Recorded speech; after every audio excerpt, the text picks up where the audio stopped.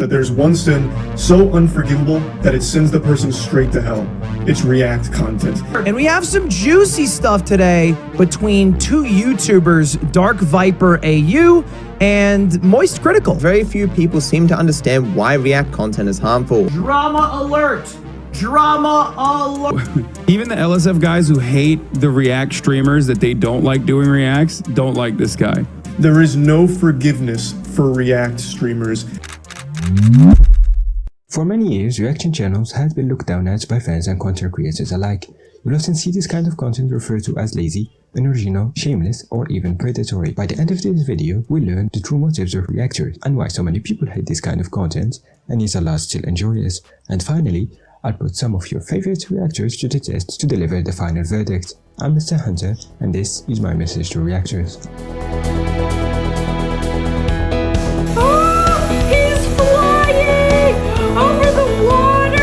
Dr. Jordan Peterson, like you couldn't ask someone at the college campus? Why? Why is this happening? I wonder. Why are you trying to throw around a gamer term if you've never touched a video game in your life? Live life in God mode? With this stigma surrounding reactors, one can't help but wonder, why? Why is this a thing? I mean, okay, I can understand if someone builds a career from scratch out of it, then the answer is relatively simple. They make reaction content because it's the only thing that they know how to make, the only thing that their audience consumes, or they just never tried anything new because they simply never had to. What may seem confusing to many is when bigger names that have proven time and time again their ability to create original, diverse and creative content resort to reacting. So why would they willingly stain their brand, name and years of reputation that they worked so hard on? Not only that, but by taking this decision, they're putting themselves in the middle of crossfire with a huge target on their back, so they just open the door to everything from angry fans and memers from within their community to outside criticism from a random YouTuber with 130 subscribers. Hi. So, why would they risk all of that? Well, they have to. Take Twitch streamers for example.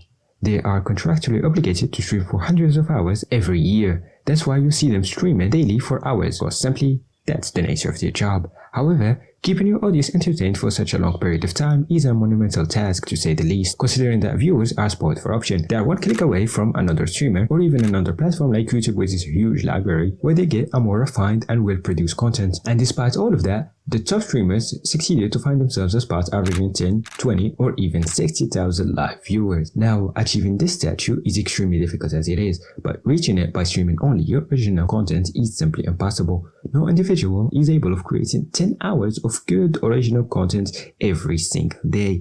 And for YouTube, it's not so different. You're probably familiar with the boogeyman, the guy that all YouTubers worship, also known as the algorithm, which is simply a piece of computer black magic that decides either to recommend your video to people or to send it to the shadow realm. And although it is impossible to know precisely how the algorithm makes its decision, we do know certain factors that it takes into consideration, like how it favors longer form videos or daily uploads, and most importantly, the watch time. And how can you check all of these boxes? Well, you can still work on your project that you are truly passionate about, but that will take weeks or even months to produce. And in order to keep your channel alive, you gotta fill the blanks with reaction content. That, of course, assuming that your goal isn't to keep your numbers up by any means possible, then life is pretty simple, and the only original thing that you have to create is the thumbnail. Well, except if you're Sniper Wolf, then you don't even have to worry about that. What puzzles me more is how viewers judge different type of React content differently. What I mean is that when you hear a reaction video, the first thing that pops into your head is someone watching the content of another creator. Except that this is not the only popular reaction content on YouTube or Twitch. In fact, most popular YouTubers' main content is reaction, but you probably don't judge it the same way. Some of it falls in the gray area, like reacting to what your community made or the other communities on Reddit, for example. Other types of React content is widely approved as original content. I'm talking here specifically about Let's Plays. A video game is much like a movie or any creative material for that matter, and just because it's your gameplay, it doesn't give you ownership over it, nor does it make it your original content by any way, shape or form. But it's not controversial because companies usually approve or even incentivize this kind of content because it's free publicity for the game, and for the viewer, it seems as if the creator is sharing his unique experience as opposed to just watching a video that someone else made, which feels pretty difficult to appreciate the hard work that goes behind it or the lack of it. The argument is that they basically take a 15 15-minute video that probably took weeks or even months to produce, spend 30 minutes watching it, then re-upload it to their own channel. And while the original creator has to start his creative process all over again, meaning getting the idea of the video, doing their research, scripting, filming, graphics, etc. to produce another high-quality video after 200 hours of work or even more. On the other side, the Reactors creative process, if you can even call it that, is basically picking another video to watch from YouTube. And if you're a streamer, you don't even have to worry about that, since your chat will take care of it. The result is that we have two channels with high-quality content, except that one is uploading on a daily schedule while the other one is uploading once or twice a month, and we all know which one the algorithm is more likely to favor. This unfair advantage makes it impossible for the original creator to compete against the titans of the platform. The result is a predatory environment where the one who works the least makes the most out of the work of the little guy. Or is it? Now, although the core of reaction videos is naturally the material reacted to, it is still not what attracts most of the viewers that the big creators get. People like PewDiePie, Critical, or XQC already have built their respective loyal fanbase who will tune in regularly and consume whatever content they put out, which undermines the argument that we presented earlier. Reactors argue that they do not steal viewers from the original creators and that it's the other way around. However, off the top of my head, I can think of multiple examples and times where React content has genuinely helped smaller creators like blow up their channel. My channel, I'm the perfect example of it. My channel literally got kickstarted because of Ray William Johnson reacting to my QWOP video in 2010. Without that happening, I probably wouldn't have this channel right now. I wouldn't be anywhere near the position I'm in right now if not for that reactor back then. Now, granted that a moment of exposure won't turn someone to an internet superstar overnight, but it surely can be a nice welcome boost which can snowball into something big in the future or just fade away on the spot. Another important attracting factor that I think is often neglected is that reaction videos bring to the table something that the original one doesn't. It turns watching a video into a social experience. You can think of it as a watch party with friends, but from the point of view of reactors, it's much more than that.